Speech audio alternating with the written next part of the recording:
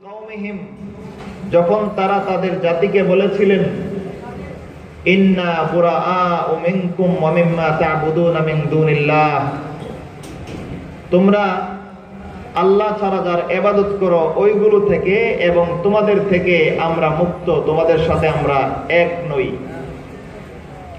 কাফারনা বিকুম, তোমাদেরকে আমরা অস্বীকার করলাম। ওয়াবাদা বাইনানা ওয়া বাইনাকুমুল আদাওয়াতু ওয়াল বাগদাউ আবাদান হাত্তা তু'মিনু বিল্লাহি ওয়াহদাহ, যতদিন পর্যন্ত তোমরা এক আল্লাহর প্রতি ঈমান নিয়ে না আসবে ততদিন পর্যন্ত তোমাদের মধ্যে আর আমাদের মধ্যে শত্রুতা সুস্পষ্ট হয়ে গেল।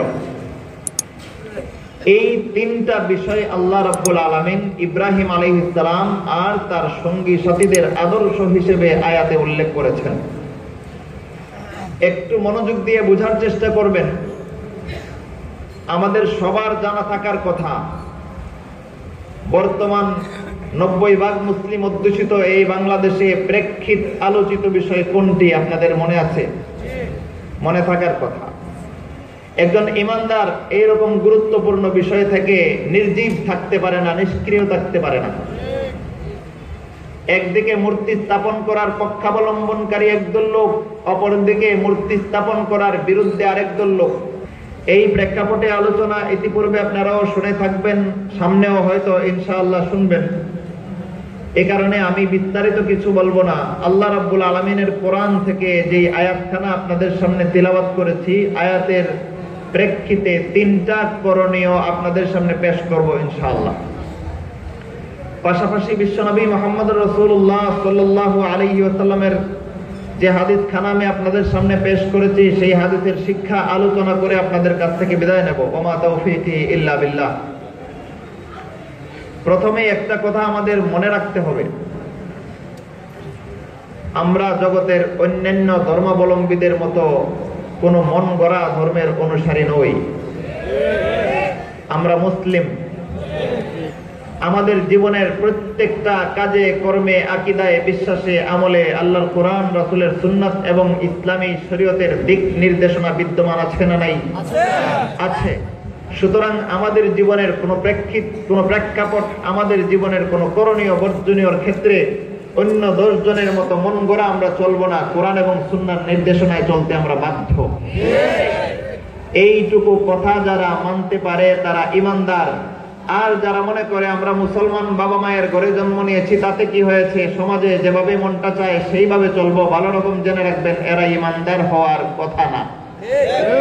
কারণ একজন ঈমানদার, তার আকীদা, বিশ্বাস, আমল সবকিছুর মাপকাঠি, চূড়ান্ত মাপকাঠি হবে আল্লাহর কোরআন, রাসূলের সুন্নাত। ঠিক কিনা ভাই? আল্লাহর কোরআন, রাসূলের সুন্নাতের সাথে যাদের আকীদা আমলের মিল থাকবে তারা হকপন্থী মুসলমান। আর যে সমস্ত মুসলমান বংশগত পরিচয়ে নিজেকে মুসলিম বলে প্রচার করবে অথচ আল্লাহর কোরআন, রাসূলের সুন্নাতের সাথে একাত্মতা পোষণ না করে বিদ্রোহ করবে, এরা ঈমানদার নামের বেঈমান। কথাগুলোকে আমি অযৌক্তিক, দলিলবিহীন বলতেছি না, আল্লাহর কোরআন থেকে বলতেছি ভাই। তাহলে এবার একটা কথা আগে পরিষ্কার করে নেন। সামনে খুব কঠিন 3-4টা কথা বলবো। আমি নিজের পক্ষ থেকে একটা কথাও বলবো না, শুধু কোরআনের আয়াতের মর্মটা আপনাদের সামনে পেশ করব এবং আল্লাহ রাসূলের হাদিসের মর্মটা আপনাদের সামনে পেশ করে দিব। মানতে রাজি আছেন? এই পয়েন্টে একটা গুরুত্বপূর্ণ ফাতাওয়া আপনাদের সামনে পেশ করতে চাই। মাদ্রাসায় যত মুফতিয়ানে কেরাম রয়েছেন তাদের দৃষ্টি আকর্ষণ করে আমি আপনাদের সামনে আজকে একটা ফতোয়া পেশ করে যাই, শুনেন। আমাদের সমাজে বসবাসকারী মুসলমানরা 2 ভাগে বিভক্ত। কয় ভাগে? ঈমান এবং কুফরের দিক থেকে আমাদের সমাজের মুসলমানরা 2 ভাগে বিভক্ত। এক ভাগ সত্যিকারের ঈমানদার, আর এক ভাগ মুনাফিক। ঠিক কিনা ভাই? এই 2 ভাগে আমরা ঈমানদার পরিচয় দিয়ে থাকি। আর এক ভাগ মুসলমান নামদারি আছে, এরা আসলে মুসলমানই না, আসলে বেঈমান। নিজেকে ঈমানদার বলে প্রচার করে কিন্তু আসলে ইসলামের বিধিবিধান, আল্লাহর কোরআন, রাসূলের সুন্নাত কোনো কিছুকেই তারা মানতে রাজি না, এগুলোর বিরুদ্ধে অনাস্থা দেয়। এরা আসলে ঈমানদারই না, এরা বেঈমান। আর বাকি যে 2 শ্রেণী আছে, 2 শ্রেণীর মধ্যে এক শ্রেণী হচ্ছে প্রকৃত ঈমানদার। তারা যেমন মুখে বলে আমরা ঈমানদার, কাজে কর্মেও আল্লাহর কোরআন, রাসূলের সুন্নাতকে জীবনের সবকিছুর উপরে প্রাধান্য দেয়। মধ্যভাগে আরেক দল আছে, ঈমানদারও না, বেঈমানও না, মধ্যভাগে, এরা মুনাফিক। এরা কি করে জানেন? ইদা লাকুল্লাযিনা আমানু ক্বালু আমান্না, তারা যখন ঈমানদারদের সাথে মিলিত হয় বলে আমরা ঈমান এনেছি, আমরা তোমাদের মুমিন ভাই। ওয়া ইদা খালাউ ইলা শায়াতিনহিম ক্বালু ইন্না মাআকুম, আর তারা যখন তাদের শয়তান প্রভুদের সাথে মিলিত হয়, তাদের দলের শয়তান লিডারদের সাথে মিলিত হয়, তখন বলে আরে আমরা তো আসলে তোমাদের সাথে আছি, মুসলমানদের সাথে নাই। এদেরকে আমাদের সমাজে চিনতে একটু কষ্ট হয়। আজকে আপনাদের সামনে এদের কিছু পরিচয় প্রকাশ করে যাব, দেখা মাত্রই চিনে ফেলবেন এটা ঈমানদার না মুনাফিক। এবার আসেন মূল আয়াতের আলোচ্য বিষয়ে যাই। আমরা আলোচনা করতেছিলাম মূর্তি বানানো, মূর্তি সংরক্ষণ করা, মূর্তি সমর্থন করার ক্ষেত্রে ইসলাম আমাদেরকে কি শিক্ষা দেয়। আল্লাহর কোরআন রাসূলের সুন্নতের শিক্ষা অনুযায়ী মূর্তির ব্যাপারে যেই নির্দেশনা আমাদের সামনে পেশ করা হবে, এটা মানতে কারা কারা রাজি আছেন? সবাই? কেউ দ্বিমত নাই? তাহলে হাত নামান, এবার বলে শুনেন। আমি আলোচনা শুরু করার আগে ভূমিকায় একটু সময় নিচ্ছি, আমার সময় বেশি না, আধা ঘন্টা, এর মধ্যে 15 মিনিট চলে গেছে। আর 15 মিনিট আলোচনা করব, তারপর ভাই আলোচনা করবেন। এই 15 মিনিটের ভিতরে কিছু কড়া ফতোয়া আপনাদের সামনে দিয়ে যাব। মাদ্রাসায় উপস্থিত যত মুফতিয়ানে কেরাম রয়েছেন সবাইকে সাক্ষী রেখে কিছু ফতোয়া আপনাদের সামনে পেশ করে যাব, একটু মনোযোগ দিয়ে শুনেন। মূর্তি তৈরি করা, মূর্তি বানানো, মূর্তি সংরক্ষণ করা এবং মূর্তি সমর্থন করা, এই যে কয়েকটা বিষয়, এই বিষয়গুলোর ক্ষেত্রে আমাদের চিন্তা চেতনা, দৃষ্টিভঙ্গি, তৎপরতা কি হবে, এর নির্দেশনা আজকে নতুন ভাবে আমাদের দেওয়া লাগবে না, নিতে হবে না। এই নির্দেশনা 14-14 বছর পূর্বে আল্লাহ রাব্বুল আলামিন কোরআনে দিয়েছেন। এর নির্দেশনা 14-14 বছর পূর্বে মুহাম্মদুর রাসূলুল্লাহ সাল্লাল্লাহু আলাইহি ওয়াসাল্লাম আমলে আমাদেরকে দেখিয়ে গিয়েছেন। দেখেন কোরআনের সূরাতুল মুমতাহিনার 4 নম্বর আয়াতে আল্লাহ রাব্বুল আলামিন ইব্রাহিম আলাইহিস সালাম থেকে আমাদের জন্য 3টা উত্তম আদর্শ প্রকাশ করেছেন। কয়টা? 3টা। একটু মনোযোগ দিয়ে শুনেন। প্রথম উত্তম আদর্শ হচ্ছে ইব্রাহিম আলাইহিস সালাম তার জাতিকে বলেছিলেন, ইন্না বুরাআউ মিনকুম, আমি তোমাদের থেকে মুক্ত। তোমরা মূর্তির পূজা করো, আমি মূর্তির পূজা করি না। তোমরা মূর্তি সমর্থন করো, আমি মূর্তি সমর্থন করি না। তোমরা মূর্তি সংরক্ষণ করো, আমি মূর্তি সংরক্ষণ করি না। তোমরা মূর্তি বানাও, আমি মূর্তি বানানোর পক্ষে না। কে বলেছিলেন? ইব্রাহিম আলাইহিস সালাম তার জাতিকে এই কথাটা বলেছিলেন। আর আল্লাহ ইব্রাহিমের এই কথা কোরআনে নাযিল করে আমাদেরকে শিক্ষা দিচ্ছেন, হে ঈমানদাররা জেনে রাখো, ইব্রাহিম আর তার সঙ্গী সাথী ঈমানদারদের মধ্যে তোমাদের জন্য রয়েছে উত্তম আদর্শ। ভাই, মূর্তির ব্যাপারে উত্তম আদর্শ আমরা কার থেকে নেব? সমাজের কোন দল বল থেকে? কোন নেতা খেতা থেকে? মূর্তির ব্যাপারে আমাদের চিন্তা চেতনা, দৃষ্টিভঙ্গি, কর্মসূচি, কার্যকলাপ কি হবে না হবে, এর চূড়ান্ত নির্দেশনা আমরা নেব কোরআন থেকে। আর কোরআন আমাদেরকে শেখাচ্ছে ইব্রাহিম আলাইহিস সালামের মধ্যে আমাদের জন্য রয়েছে উত্তম আদর্শ। তিনি তার জাতিকে বলেছিলেন, তোমরা মূর্তি বানাও, আমি মূর্তি বানানোর পক্ষে নই। তোমরা মূর্তি সংরক্ষণ করো, আমি মূর্তি সংরক্ষণের পক্ষে নই। তোমরা মূর্তি সমর্থন করো, আমি মূর্তি সমর্থক নই, আমি ঈমানদার। প্রথম শিক্ষা। দ্বিতীয় শিক্ষা, কাফারনা বিকুম, ইব্রাহিম আলাইহিস সালাম আর তার সঙ্গী সাথী ঈমানদারেরা মূর্তি পূজারীদেরকে সুস্পষ্ট ভাষায় বলেছিলেন, কাফারনা বিকুম, তোমাদেরকে আমরা অস্বীকার করলাম না সমর্থন করলাম? অস্বীকার করলাম। এই পয়েন্টে একটা জরুরি কথা বুঝেন। ঈমানদারদের বৈশিষ্ট্য হবে, ঈমানদাররা মূর্তি পূজারী, মূর্তি তৈরিকারী, মূর্তি সমর্থকদের সাথে সমর্থন দিবে না। ঈমানদাররা মূর্তি তৈরিকারীদের বিরুদ্ধে অস্বীকার করবে। এটাই ঈমানদারের ঈমানি দায়িত্ব। গেল 2 নাম্বার কর্মসূচি। 3 নাম্বার আদর্শ, ওয়াবাদা বাইনানা ওয়া বাইনাকুমুল আদাওয়াতু ওয়াল বাগদাউ আবাদান, তোমাদের মধ্যে আর আমার মধ্যে চিরকালের জন্য শত্রুতা সুস্পষ্ট হয়ে গেল। আল্লাহ রাব্বুল আলামিন ইব্রাহিম আলাইহিস সালামের ঘটনা কোরআনে নাযিল করে আমাদেরকে শিখাইতে চাইলেন, যারা মূর্তির পূজারী হবে, যারা মূর্তির তৈরিকারী হবে, যারা মূর্তির সংরক্ষক হবে, যারা মূর্তির সমর্থক হবে, তারা আর ঈমানদাররা বন্ধু হতে পারে না। মূর্তির তৈরিকারীরা, মূর্তির পূজারীরা, মূর্তির সংরক্ষকেরা ঈমানদারদের শত্রু, ঈমানদাররাও মূর্তির পূজারীদের শত্রু। সুতরাং মূর্তি যারা তৈরি করবে তাদের চিন্তা ধারণা রাখা উচিত যে আমরা কাজটা করতেছি ঈমানের বিরুদ্ধে, মুসলমানদের সাথে শত্রুতা পোষণ করে কাজ করতেছি, এটা তাদের মাথায় থাকা দরকার। ঠিক কিনা ভাই?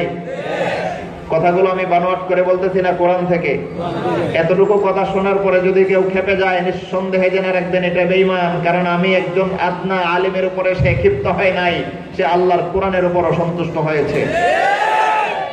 এই ফাতাওয়াটা আপনাদের সামনে আজকে রেখে গেলাম। আল্লাহর কোরআনের কথা আলোচনা করলে যেই সমস্ত লোকেরা বা দলেরা দেখবেন ক্ষেপে যায়, সুস্পষ্ট ভাবে বুঝবেন এরা ইমানদারদের মধ্যে মিশে থাকা কতগুলো বেঈমান।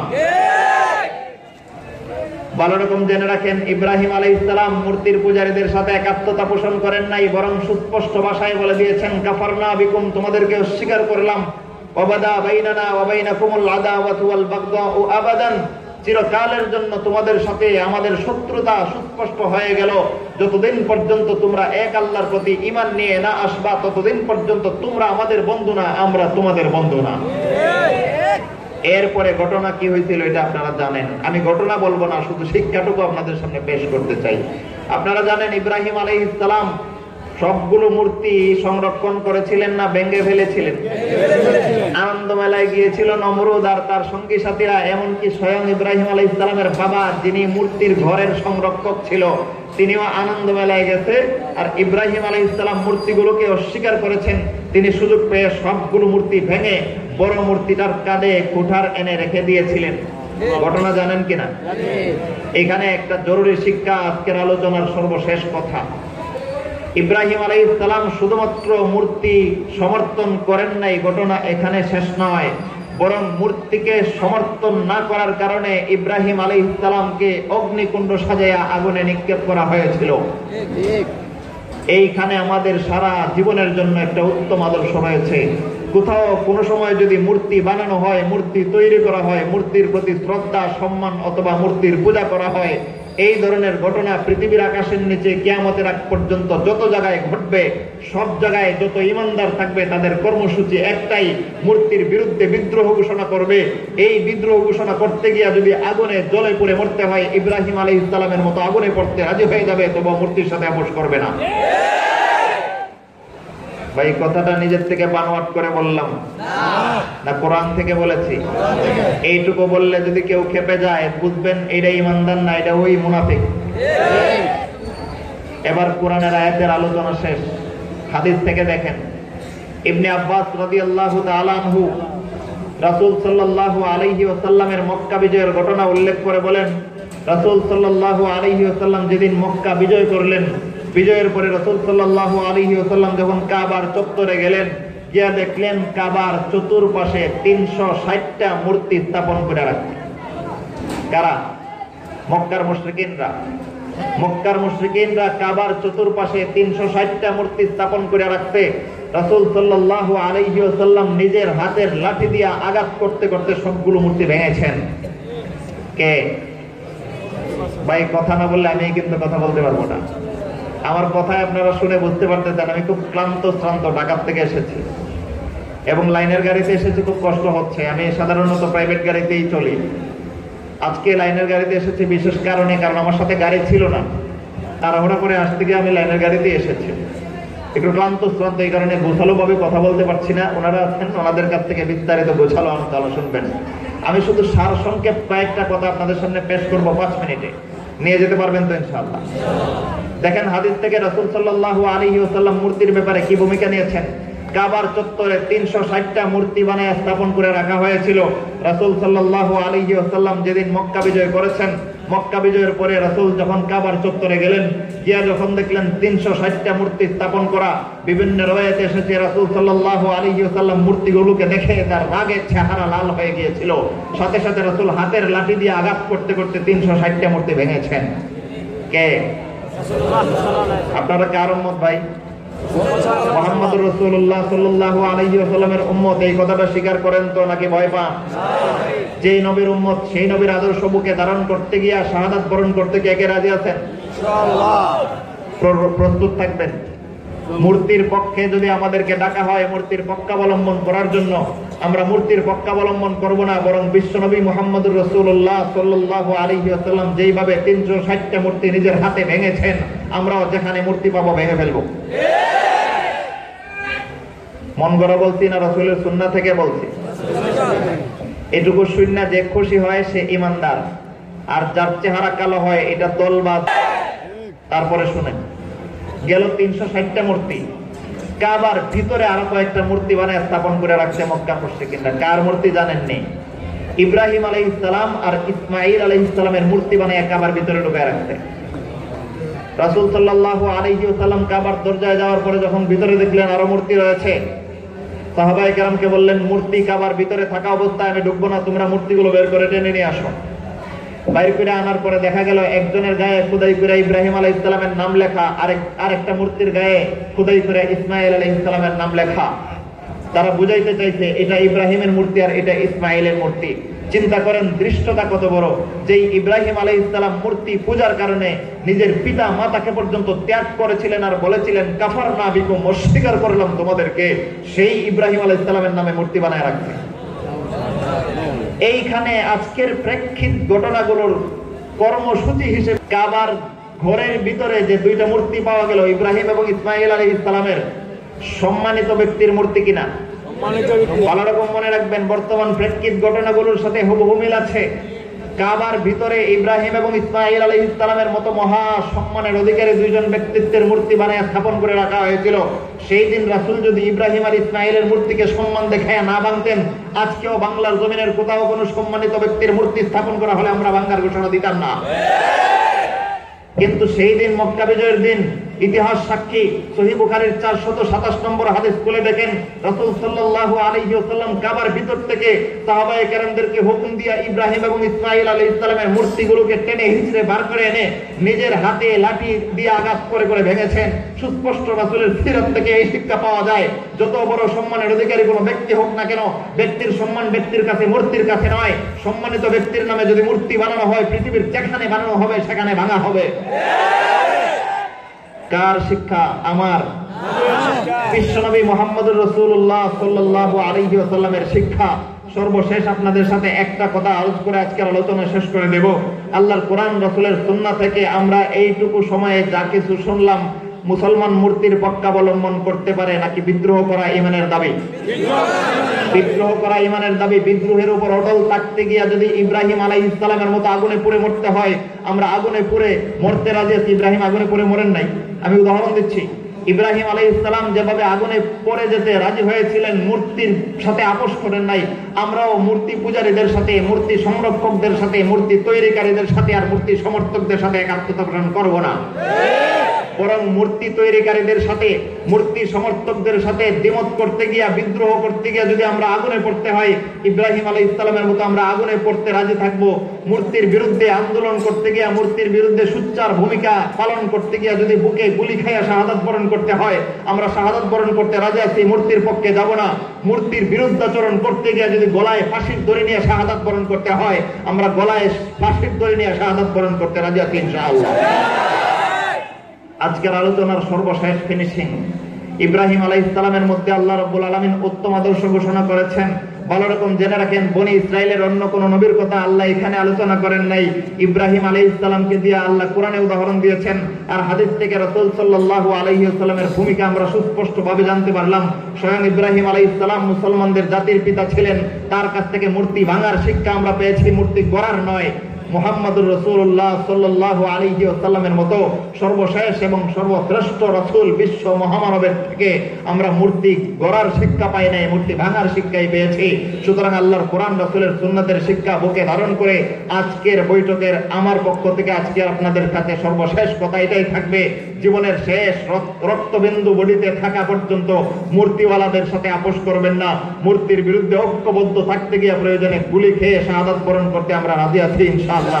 আল্লাহ রাব্বুল আলামিন আমাদের সবাইকে ঈমানের দাবির পক্ষে মজবুত থাকার তৌফিক দান করেন। ওয়া আখিরু দাওয়ানা আলহামদুলিল্লাহি রাব্বিল আলামিন।